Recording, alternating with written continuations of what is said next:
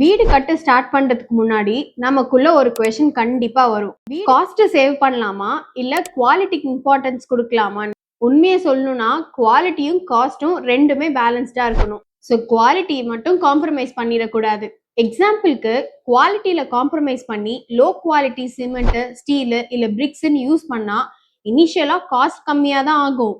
ஆனா ஃபியூச்சர்ல cracks, seepage அப்படின்னு மெயின்டெனன்ஸ் எக்ஸ்பென்சஸே உங்களுக்கு நிறைய ப்ராப்ளம் வந்துடும். அதே டைம்ல காஸ்ட்லியான மெட்டீரியல்ஸ் யூஸ் பண்ணாலும் பட்ஜெட்டை விட எக்ஸீட் ஆகிடும். ஸோ கன்ஸ்ட்ரக்ஷன்ல எப்படி ஸ்மார்ட்டா அப்ரோச் பண்ணலான்றத சொல்றேன். ஸ்ட்ரக்சருக்கு முக்கியமான foundation, steel, cement and water proofing இது மாதிரி ஐட்டம்ஸ்க்கு குவாலிட்டியில ஃபர்ஸ்ட் ப்ரையாரிட்டி கொடுங்க. ஆனா ஏஸ்தெட்டிக் ஐட்டம்ஸ் மாதிரி tiles, paint designing, decorative items இது எல்லாமே உங்க பட்ஜெட்ல வர ஆப்ஷன்ஸை சூஸ் பண்ணலாம். ஸோ நம்ம கோல் லோ குவாலிட்டியில வீடு பில்ட் பண்றது இல்ல, லாங் டேர்ம்ல சேஃபா ஸ்ட்ராங்கா மெயின்டெனன்ஸ் காஸ்ட் கம்மியா இருக்கிற வீடை பில்ட் பண்றது தான். காஸ்ட் சேவ் பண்ணி குவாலிட்டியில காம்ப்ரமைஸ் பண்ணா ஃபியூச்சர்ல கண்டிப்பா அதிக செலவு பண்ண வேண்டி வரும். அதே குவாலிட்டியில இன்வெஸ்ட் பண்ணீங்கன்னா உங்களுக்கு அது லாங் டேர்ம் ப்ரொடெக்ஷனா ஒர்க் ஆகும். ஸோ இது மாதிரி யூஸ்ஃபுல்லான வீடியோஸ்க்கு மறக்காம நம்ம எலிவேட் ஸ்பேஸ் கன்ஸ்ட்ரக்ஷன் பேஜை ஃபாலோ பண்ணிக்கோங்க.